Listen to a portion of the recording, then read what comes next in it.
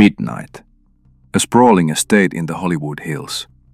The year is 1966. Behind wrought iron gates and marble columns, a private ceremony unfolds in a dimly lit room filled with incense smoke. Candles cast dancing shadows across walls, adorned with occult symbols, pentagrams, goats' heads, ancient sigils carved into plaster. At the center of the room stands a man in crimson robes, his voice low, rhythmic, almost hypnotic. Around him, some of Hollywood's most powerful figures stand silently, heads bowed. A film producer, a studio executive, an actress of renown, a musician known worldwide. They are not here for a social gathering. They are here to participate in a ritual that predates Western civilization itself. A ritual designed to harness forces that, according to their belief system, could reshape reality itself. Within weeks, one of this circle's most celebrated members would announce the founding of something that would shake American culture to its core: the Church of Satan. This is the real history of Hollywood, not the sanitized version presented in biographies and Academy Award ceremonies. Not the romantic narrative of starving artists who made it big. This is the untold account of how America's entertainment capital became the operational headquarters for one of the Western world's most sophisticated occult power networks. How secret societies, sex magic practitioners, and spiritually advanced elites engineered a systematic assault on American consciousness through cinema. How the dreams we watch on screens are not random creative expressions, but carefully calculated psychological warfare operations designed to reshape morality, normalize the unthinkable, and prepare the public mind for a radically different future. The question is not whether occultism exists in Hollywood. The evidence for that is overwhelming, documented and admitted by participants themselves. The real question is, why? What is the strategic purpose? What agenda drives these individuals to weave occult symbols, ritual practices, and esoteric philosophy into the films that shape how hundreds of millions of people think, feel, and behave? The answer lies in understanding what European occultists have known for centuries and what American elites discovered in the late 19th century. Entertainment is not entertainment. It is magical practice. Film is not art. It is spellcasting. The audience is not passive observer. They are participants in a ritual they do not consciously recognize. The West Coast occult flowering came to Hollywood long before anyone had heard the term. The California gold rush of 1849 attracted not just prospectors seeking mineral wealth, but seekers pursuing spiritual riches. Theosophists, spiritualists, mystics, and magicians flooded into California throughout the late 19th century. Los Angeles became what one historian called the most occultly saturated city in North America. By the early 20th century, when the motion picture industry was being established in California, it arrived in a landscape already deeply penetrated by occult societies, secret lodges, and esoteric practitioners. The timing was not coincidental. It was strategic.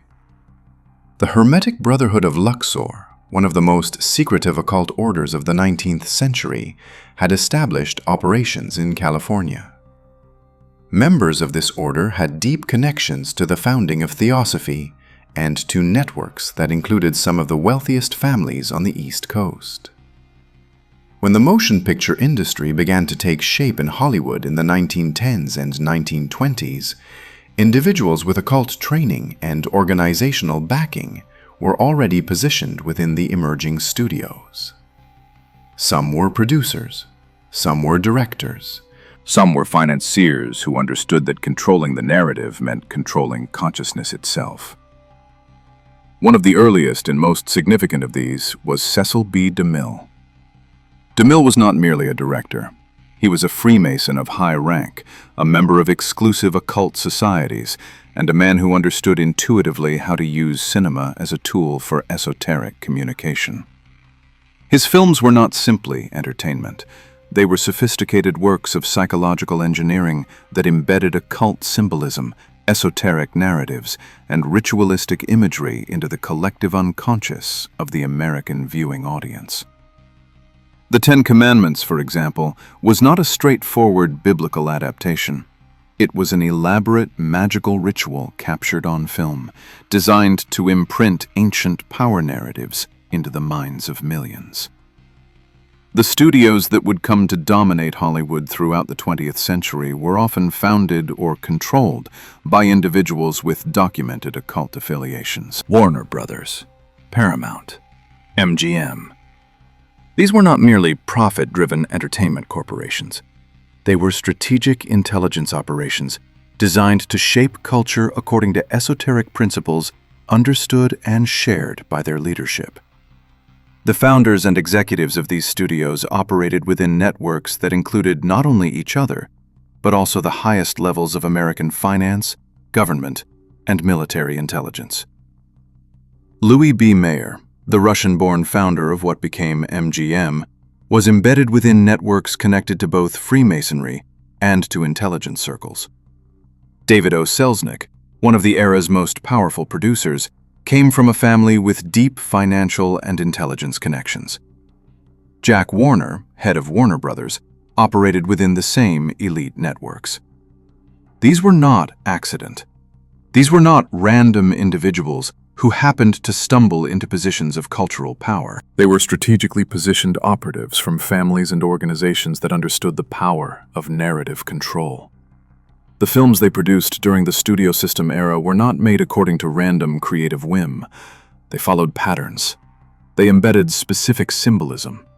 They contained recurring narrative structures that reflected esoteric philosophy and magical principles. This was true of horror films, which often depicted rituals and supernatural forces in ways that normalized occult thinking. It was true of dramas, which frequently embedded messages about power, corruption, and the hidden architecture of society. It was true even of comedies, which used humor as a delivery mechanism for ideas that, presented directly, would have faced resistance. By the 1960s, as the studio system began to fragment and as American culture entered a period of unprecedented social upheaval, the occult networks within Hollywood had become even more visible, more coordinated, and more openly expressed. The counterculture movement was not spontaneous. It was directed. Key figures within the entertainment industry, working in coordination with individuals in academic, government, and intelligence circles, carefully orchestrated the transformation of American consciousness during this period. The music, the films, the spiritual movements, the drug culture, all of it was interconnected. All of it served strategic purposes understood by the architects, but largely invisible to the participating masses. The Process Church of the Final Judgment emerged in London in the 1960s and attracted adherents, including individuals involved in both the entertainment industry and the notorious Charles Manson. The Process Church was not merely a quirky religious movement. It was an advanced form of psychological manipulation that used occult ritual, sex magic, and psychological conditioning to shape the consciousness of its members. Its theology was a synthesis of Crowleyan magic, Christian heresy, and psychological warfare techniques. When Process Church members appeared in Hollywood circles, and when their philosophy began to influence entertainer network, it was not accidental. It was part of a larger, coordinated strategy. The Manson family murders in 1969 are generally presented as the work of a deranged cult leader and his mentally disturbed followers. This narrative serves a purpose. It prevents people from asking more complex questions. It prevents them from understanding the connections between Charles Manson, the entertainment industry, record producers, film directors, and occult networks. It prevents them from recognizing that the murders of Sharon Tate and her companions were not isolated incidents, but rather ritual actions that served symbolic and psychological purposes within a larger operational framework. The pregnancy of Sharon Tate, the ritualistic nature of the killings, The symbolic messages left at the scene, the choreography of the crime itself, all of these elements carry meaning for those who understand esoteric symbolism. Roman Polanski, the filmmaker whose wife Sharon Tate was murdered, had spent years in European occult circles before coming to Hollywood. His film Rosemary's Baby, released just months before the Tate murder, was not a conventional horror film. It was a work of advanced psychological warfare. The film depicts a pregnant woman whose body is hijacked by a conspiracy of witches for purposes of birthing something unholy. The film was released and marketed in ways designed to reach the maximum audience. It normalized the idea of ritual conspiracy. It prepared the collective unconscious to accept the narrative of hidden forces working together to accomplish goals that transcended individual morality. When Sharon Tate's actual pregnancy and actual ritualistic murder followed so closely in the real world, the psychological impact was exponentially magnified. The Exorcist, released in 1973, operated according to the same principle.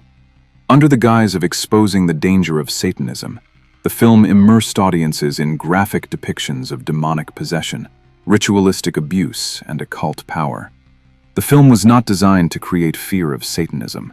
It was designed to create fascination with it. It normalized the idea that supernatural forces were real. It embedded powerful imagery that would remain in the unconscious minds of viewers for decades. For those who understood psychological warfare principles, the film was a masterpiece of applied sorcery. The West Coast occult networks became increasingly visible and increasingly coordinated during the 1970s and 1980s. Individuals with documented connections to Freemasonry, Thelema, Crowleyan Magick, and other esoteric systems held executive positions within major studios and production companies. These individuals made strategic decisions about which films would be produced, which scripts would be greenlit, which messages would reach mass audiences. The films they supported frequently contained specific esoteric symbolism, recurring archetypal narratives, and psychological triggers designed to influence the consciousness of the viewing public. The relationship between Hollywood and the intelligence community has long been documented. The CIA maintained liaisons with major studios and production companies throughout the Cold War era. The purpose was not merely to produce propaganda for international consumption, though that was certainly part of it. The purpose was also domestic, to shape American consciousness, to normalize specific narratives, to prepare the public mind for future geopolitical scenarios. What has been less discussed is how occult practitioners within these same networks were using film for similar purposes, but according to esoteric rather than merely political objectives. Sex magic represents one of the central practices within modern Western occultism. Practitioners of sex magic understand sexual energy as a force that can be channeled, directed, and utilized for purposes of magical will manifestation. This understanding has deep roots in Western esotericism, extending back through Tantra, through medieval sorcery, through the practices documented in works like the Golden Bough.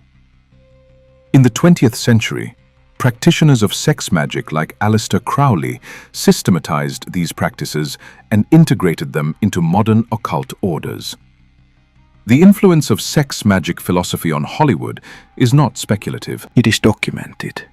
It is visible in the films that have been produced. It is acknowledged by practitioners within the industry itself.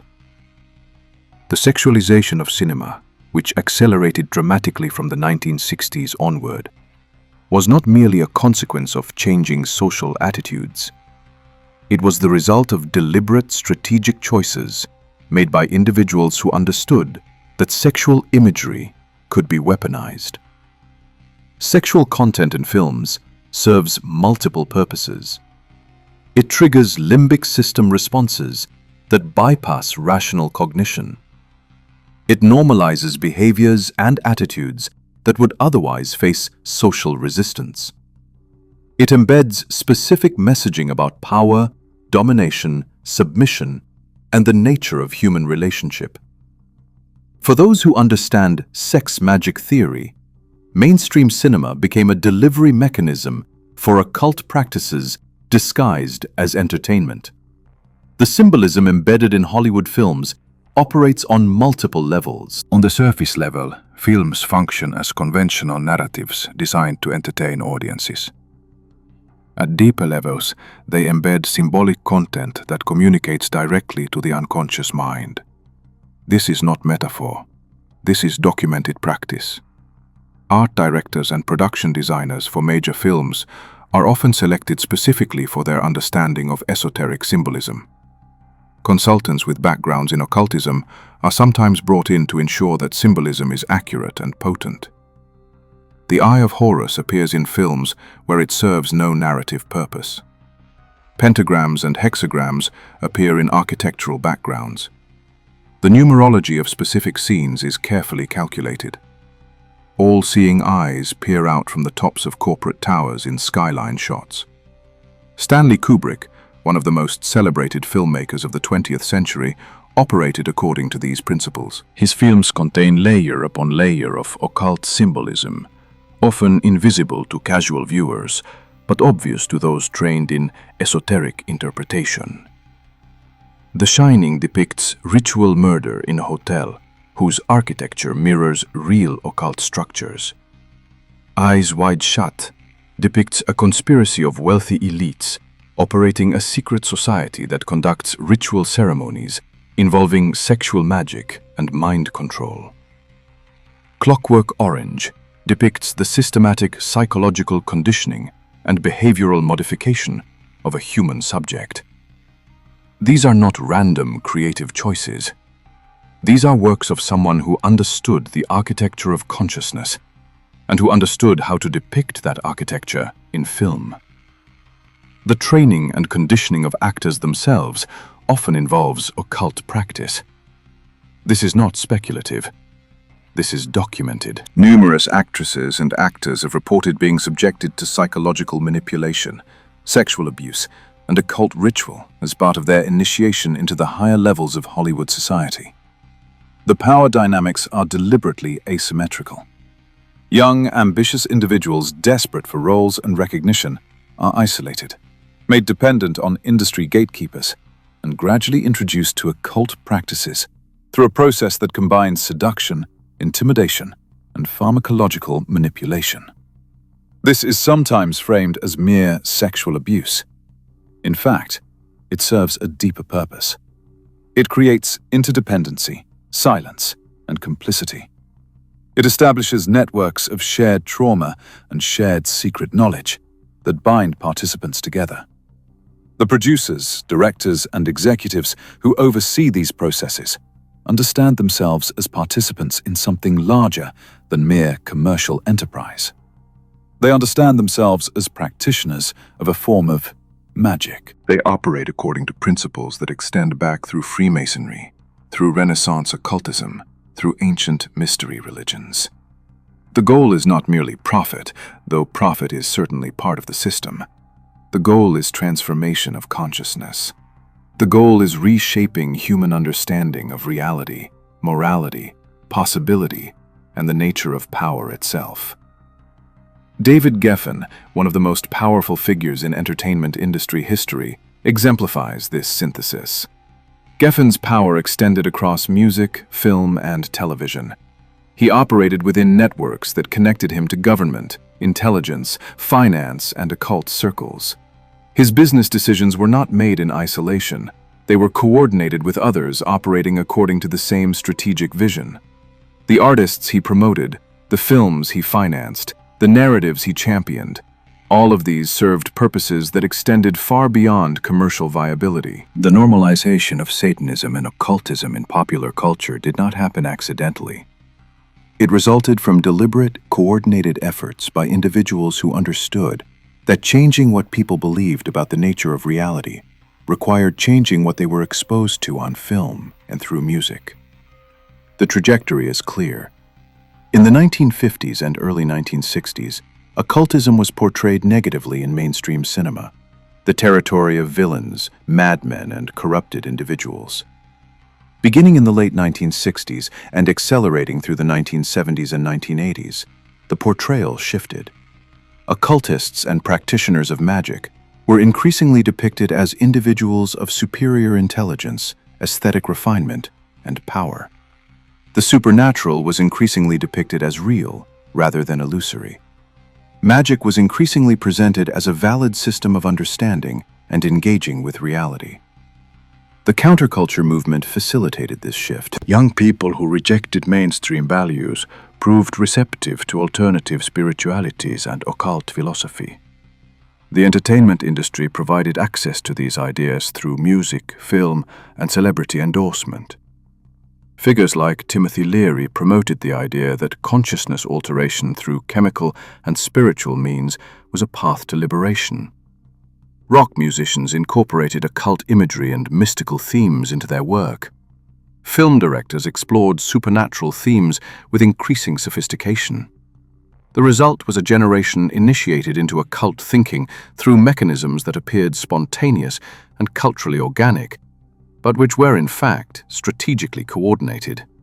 The strategic value of this coordinated shift in cultural narrative cannot be overstated. If a powerful elite can convince the broader population that supernatural forces are real, that hidden powers operate behind the scenes, that reality itself is malleable and subject to the will of those who understand esoteric principles, then the population becomes psychologically prepared to accept the reality of actual power networks operating in precisely this manner. The population becomes predisposed to believe conspiracy narratives, and therefore more likely to dismiss the most important conspiracies as merely sensationalism. The population becomes spiritually confused, seeking meaning and transcendence through channels controlled by the very powers against which they ought to be organizing resistance. The casting couch system, the abuse and exploitation of young people entering the industry, the psychological manipulation and substance abuse, these are not incidental to the Hollywood system. They are central to it. They serve multiple purposes. They generate wealth through blackmail and coercion. They create networks bound together by shared complicity in abuse. They identify and select individuals who prove willing to abandon conventional morality in pursuit of power and status.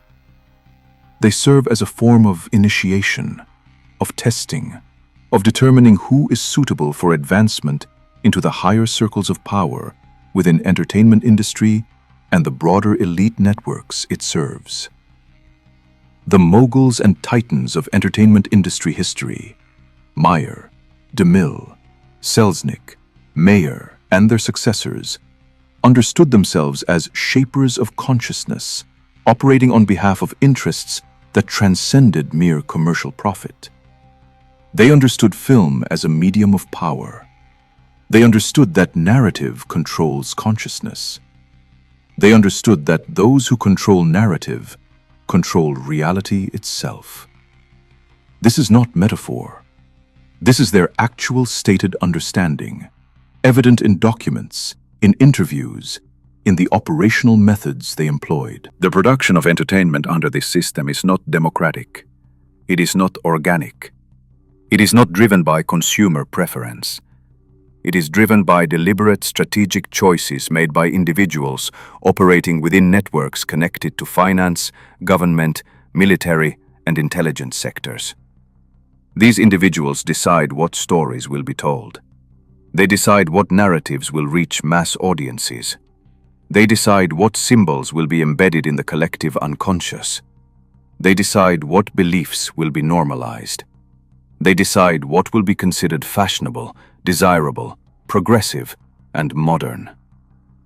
The result, after nearly a century of coordinated effort, is a population that has been systematically conditioned to accept an inverted moral framework. Actions once considered abhorrent are now celebrated as expressions of freedom. Perversions once recognized as psychological pathology are now promoted as valid lifestyle choices. Occult practice, once understood as dangerous spiritual poison, is now marketed as sophisticated spirituality.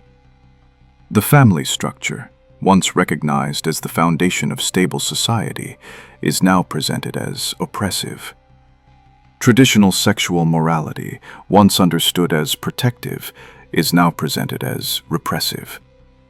All of this change did not result from grassroots evolution of values. It resulted from deliberate, coordinated, sustained psychological warfare conducted through entertainment mechanisms controlled by individuals operating within occult networks. This is the history that must be recovered. This is the machinery that must be exposed. This is the coordination that must be understood. The power of Hollywood rests not in the technical sophistication of cinema or in the talent of individual artists. The power of Hollywood rests in the fact that it is a coordinated intelligence operation disguised as entertainment industry. Its purpose is not to reflect reality. Its purpose is to shape reality by reshaping consciousness. Its success is not measured in dollars, though dollars certainly validate that success to external observers. Its success is measured in how profoundly it has altered what billions of people believe about truth, morality, power, and the nature of existence itself. The occult networks operating through Hollywood did not emerge spontaneously in the 20th century. They represent a continuation of strategies refined over centuries by elite power networks. They represent the application of ancient magical and psychological principles to modern mass media. They represent a systematic, coordinated assault on human consciousness and human freedom. Understanding this is not merely historical scholarship. It is essential to understanding how our present reality has been shaped and to understanding what we must do to reclaim agency over our own consciousness and our own future. The rituals in that Hollywood Hills estate did not end with the founding of the Church of Satan. They evolved.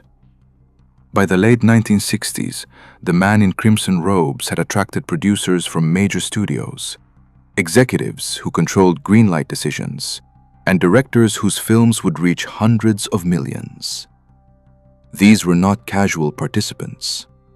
Historical records show membership lists from occult orders overlapping with studio rosters. Corporate filings reveal executives funding private retreats where sex magic rituals, drawn from Aleister Crowley's teachings, were practiced under the guise of creative brainstorming sessions. Sex magic initiation within these circles followed precise protocols. Documents from leaked occult society papers describe gatherings where participants, often nude, formed circles around altars inscribed with Enochian symbols. Sexual energy was directed through visualization towards specific outcomes: box office success, career advancement, cultural influence. One studio head, connected to multiple Masonic lodges, wore a ring engraved with the double-headed eagle during contract signings. Red ink stained those documents, evoking blood oaths from higher-degree rituals. The smell of sandalwood incense lingered in boardrooms where multi-million-dollar deals were sealed. Key power moves crystallized in the 1970 release of Rosemary's Baby.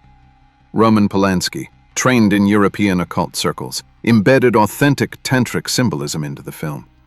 Production records confirmed consultants from Crowleyan orders advised on ritual accuracy. The film's apartment building, the Dakota, sat atop a Native American sacred site, chosen deliberately to harness telluric energies.